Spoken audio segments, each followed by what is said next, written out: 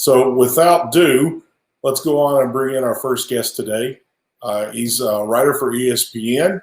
He's a Georgia graduate. His dog once escaped and got on to Foley Field there in Athens, Georgia. He's our good friend of the show. Let's welcome back Mark Schlabach. Mark, are you with us? Hello. Hey, Mark, you there? Good. Sorry. How are you? We're doing good. I think Steven's having the worst day ever. So That's not good.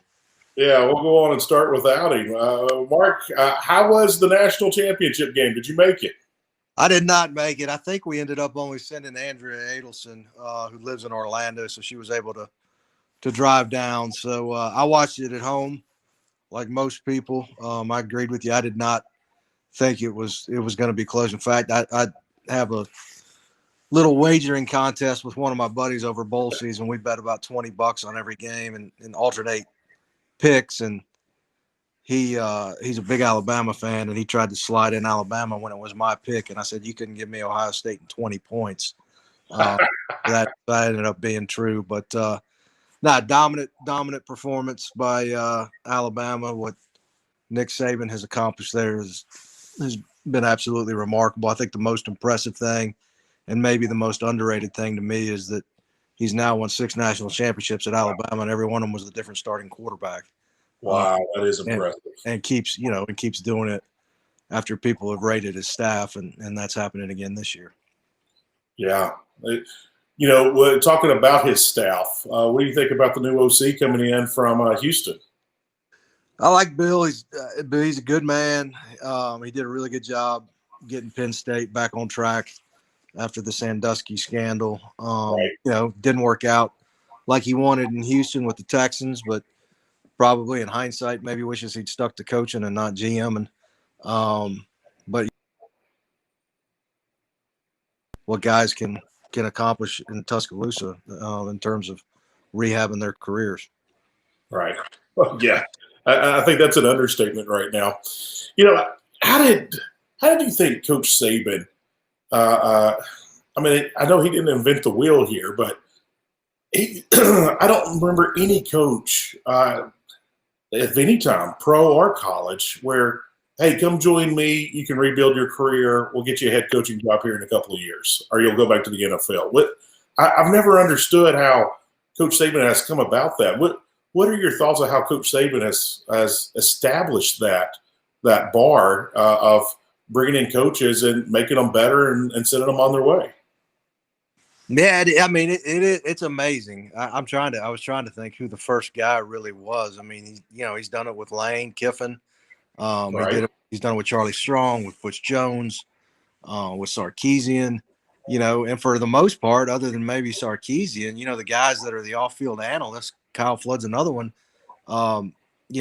He's getting them at discount bottom rate prices because their previous schools are pretty much paying the bulk of their salary. So it's good for him as well. But, he's had a lot of success. And I guess when guys see other people resurrecting their careers and spending time with Alabama, more guys are apt to do it. Mm-hmm. I had a brother-in-law. He was a off-the-field analyst on the last staff with Fulmer there at Tennessee and on the first staff with Kiffin. And I was so impressed with Kiffin when he came in, where he was getting a lot of coaches that were just gotten fired to be the analyst. And I was a little upset at that at first because I was like, you're taking this gig away from a GA. But that's kind of the standard now of bringing guys in on the cheap, where another school's basically paying their salary because they got fired, and you can bring in and have these guys, doing what they're doing on the off field. But it seems like Saban has taken that to another level. What is the benefit to the lay person that doesn't know, that doesn't keep up? What's the benefit of what they're doing in that off field role? Yeah, you're breaking down film. You're helping with game planning, I'm sure. There's a little – I hadn't been over there as often here lately because of COVID, but, there's a hallway where all those guys have offices, or the majority, the higher profile guys have offices, and that's where all the analysts are. But, as long as these schools are going to keep signing contracts with coaches where they got to pay them exorbitant amounts of money for not doing their job very well. I think Alabama and some other places are going to continue to take advantage of it. You mentioned Sark earlier. What do you think about the hire there in Austin? I think he's earned it. He had his personal problems at USC and seems to have put those in the rearview mirror, and is dedicated to doing things the right way.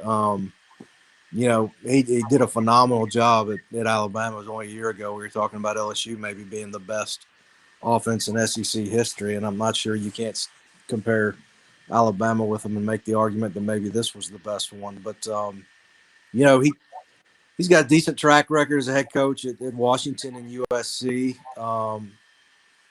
Texas, for whatever reason, just can't really seem to get out of its way when it comes to trying to put that program back into the upper echelon of the sport. But he'll call plays and do a great job on offense, and we'll see what he does with the rest of his staff. But he's got to recruit well.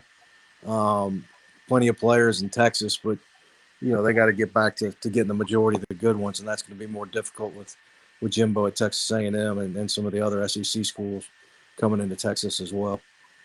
Is it safe to say that I think this is safe to say all schools would love to have a billionaire donor, but the problem at Texas is that there's too many billionaire donors and their egos are getting in the way of keeping Texas up for. We hear it every other game, every other Saturday. Texas is back. Texas is back. Texas is not back. Is the billionaires keeping them from coming back? Yeah, I think you look at two of the schools that have made changes, and a third one that might still make a change depending on how things shake out. I just think, you look at Auburn, you look at Texas, you look at Tennessee. There's just too many factions, right?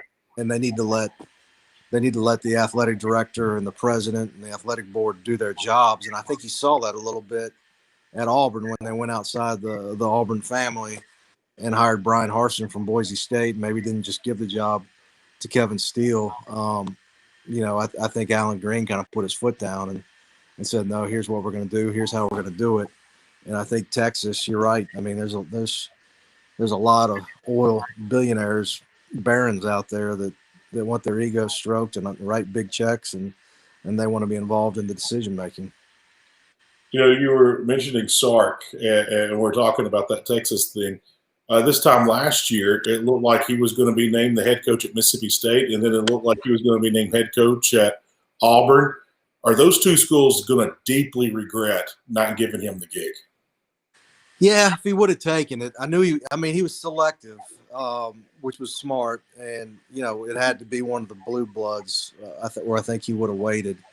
I think we've seen more guys maybe do that. We've seen Billy Napier turn down some really good jobs. We've seen Tony Elliott continuously turn down jobs, waiting for the right one. So I think, in the case of like Sark and Tony Elliott, when you're making $1.5 million, $2 million to be a coordinator and all the pressure's on the head coach, it's not a bad position to be in, to sit there and wait for the job you really, really want. Mm-hmm. We had Hugh Freeze on the show on Monday and before the game, and he was talking about, all things football related. And I purposely did not ask him about the Tennessee gig because I knew he was going to give us the typical coaching answer. Is Tennessee actually going to heavily consider Hugh Freeze with NCAA infractions kind of breathing down their neck? And you had a guy that had trouble with the NCAA with infractions. Is Tennessee going to make that jump? Because I don't see Philip Fulmer doing that. Nah, if they make a change, and hopefully we'll find out shortly, sooner rather than later, if they're going to bring back Jeremy Pruitt or let him go. But if they get rid of Jeremy Pruitt for some NCAA violations, I think it's going to be really, really difficult to bring in Hugh Freeze to replace him. I'm sure there's a segment of the fan base that would love to have him, but I think there's a reason he hasn't been hired. He wasn't really considered at Auburn. He wasn't considered at South Carolina. I don't know that there's a mandate from the league that says you can't hire him yet. He hasn't done his enough punishment. But I think, as long as Ole Miss is still trying to get back on its feet from probation and scholarship restrictions, I think the league might prefer that he not be a head coach in the SEC. I've heard the story a million times. And of course, I was a student in the mid-'90s at Mississippi State, but it was always a big thing where Roy Kramer basically told Larry Templeton, don't hire Jackie Sherrill. And Larry Templeton ran that red light and hired Jackie Sherrill back in 1990. December of 1990 1991 was the first season. Would an AD dare do that now? Yeah, possibly. I mean, LSU still got Will Wade employed as their basketball coach. So I guess anything's possible. But schools have seemed to be a little bit more renegade than they were in the past, maybe. But I think Greg Sankey has built in enough equity. Not to Mike Slive's level yet, but I think with the job he did this year, I think he's pretty well respected around the league, and people respect his authority. I got you. Any idea where Tennessee might turn? Some names they might be floated to that job if they do make a change.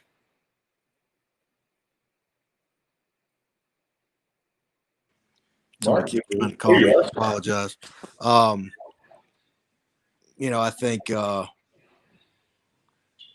think Doug Marrone, the former Jaguars coach, who's got some connections to Tennessee, the state of Tennessee. Boots Donnelly, the former MTSU AD's his father-in-law. Tom Herman, who was let go at Texas. Jamie Chadwell from Coastal Carolina would be a young up-and-comer guy, or not as young, but an up-and-coming guy that could be in play there. Billy Napier again. Like I said, he's turned down some jobs. Is he going to take over a program that may or may not be headed towards probation? Kevin Steele, who they just hired on Monday as a defensive assistant, that seemed to me that maybe that was a way that if they did have to make a change, Kevin's got some head coaching experience. I think he was the runner-up when Pruitt got the job. Maybe he's able to bridge them to whether either as an interim or until they can get a head coach, just to try to keep the program afloat. To your knowledge, will a lot of coaches skip that Tennessee job just due to the NCAA infractions breathing down their neck, or is the money too good and it's like, yeah, I'll take it and take my lumps and we'll get going the right way? I mean, I still think it'd be attractive to some people just because it's an SEC head coaching gig and it's going to pay well, but it's late in the process. You could be looking at a couple of years probation depending on how things shake out. But, Tennessee to me has always been one of the more difficult jobs just because you don't have in that really great fertile recruiting base. When Tennessee was really good under Philip Fulmer, they were having to go down to Atlanta and get kids and into Georgia. And now Georgia's good. Clemson's. North Carolina's doing good things too. And those have all been areas where Tennessee has traditionally gone in and got players. I got you. Tom Lavelle, one of our viewers, wanted to ask you a question. He's going to ask us, will Kirby ever win a championship at Georgia?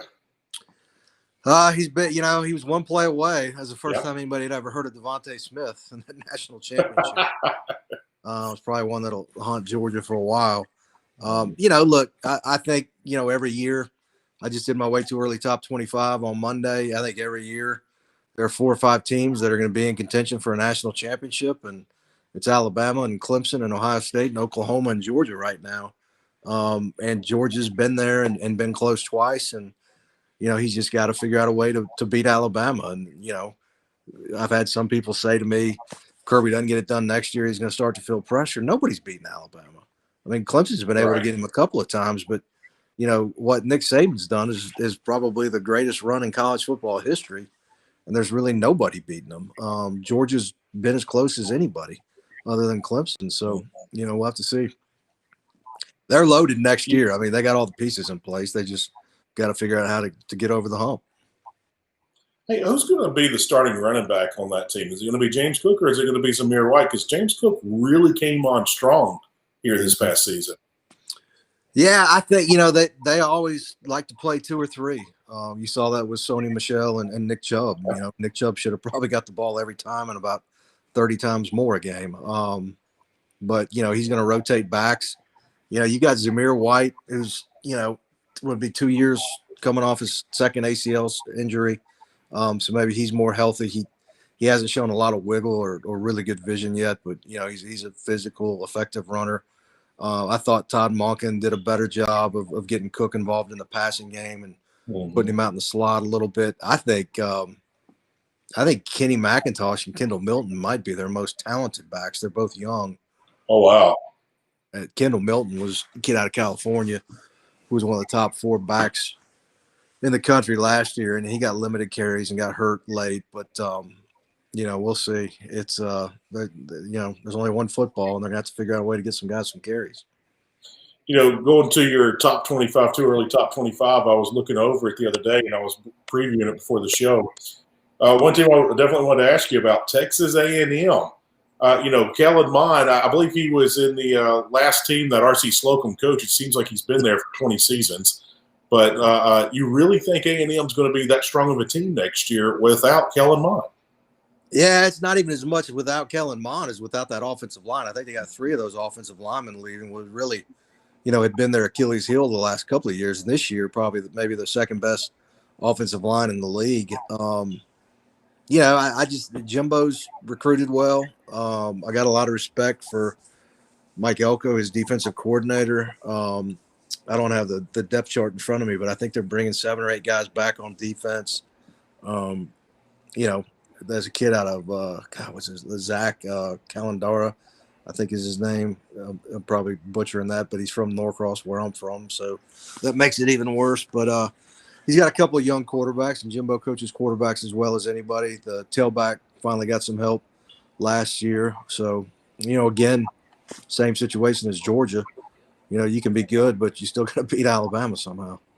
Mark, I might need to borrow your glasses. Steven, is that you? Are you finally with us? I'm finally with you guys, man. I do apologize. I've actually got a severely sprained wrist.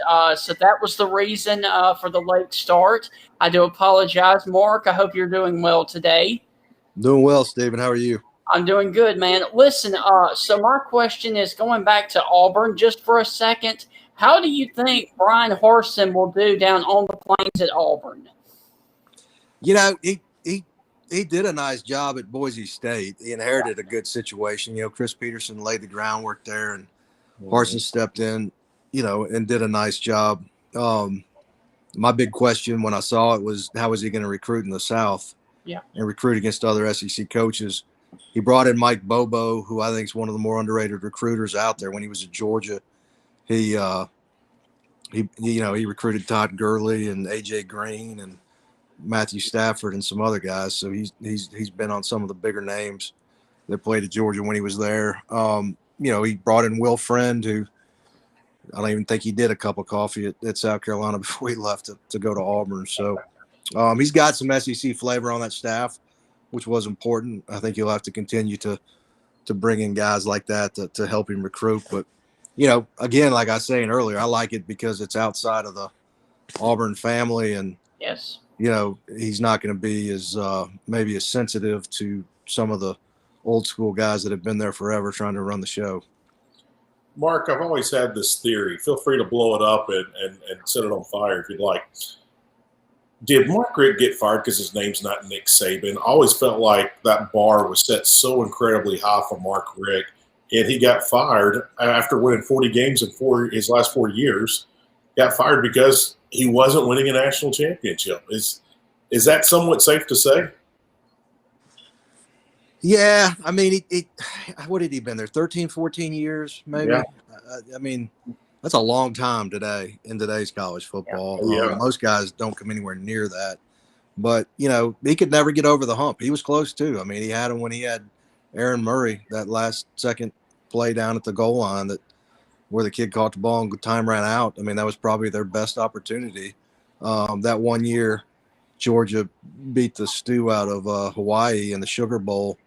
I think that might have been the most talented team in the country, but it had gotten boat raced by Tennessee early in the year. So, Mark won a lot of games, averaged 10 wins a year, dominated Auburn, dominated Georgia Tech, two of the biggest rivals.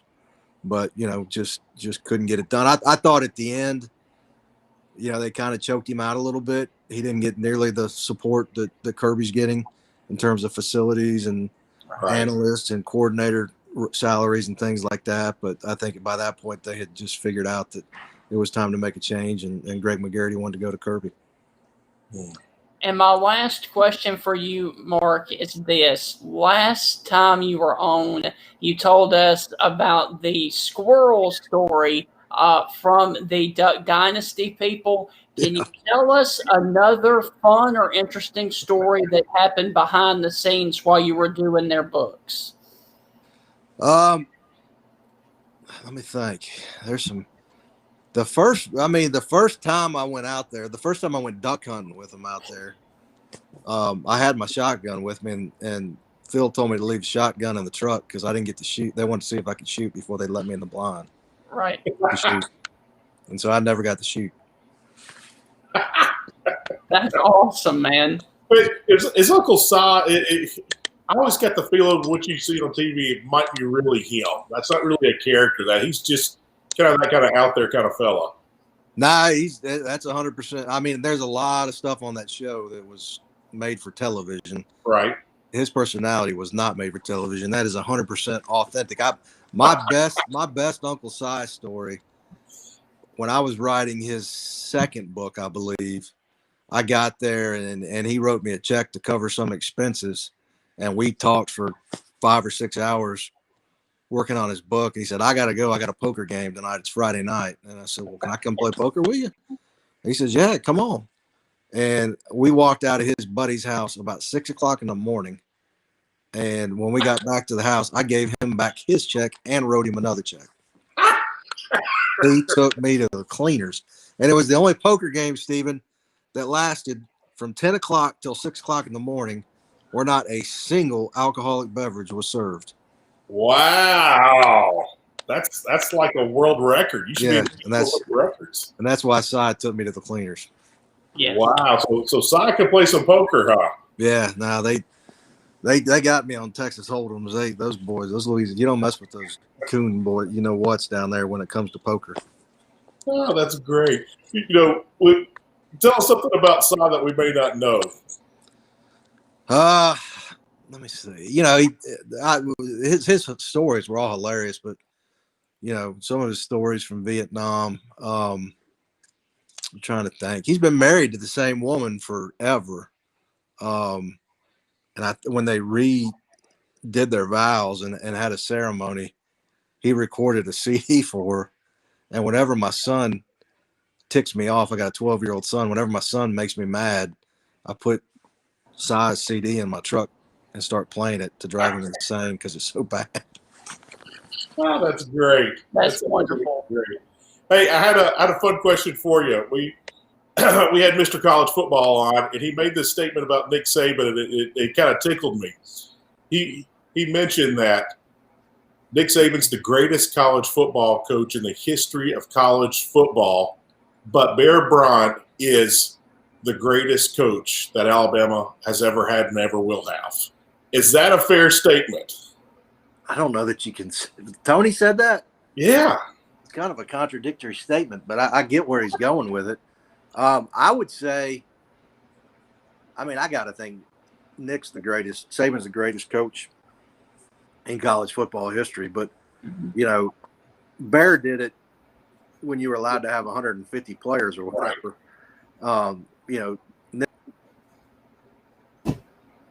I have no idea what happened. He might have got a phone call.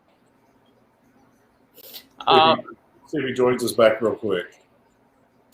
So I'm back with the show, man. How are you doing today? And you've got to stop being a superhero at night, Steven, with all these injuries you're taking on. I know, man. It's ridiculous. And so I was kind of worried about you. Thank you, man. Oh, it's nothing but a sprain, but it's still hurting me pretty bad, though. I got you. I hope it didn't lose. Mark, are you back with us? Not yet, no. Completely left. So I don't know what happened, but we will wait here just a second to see if he does pop back.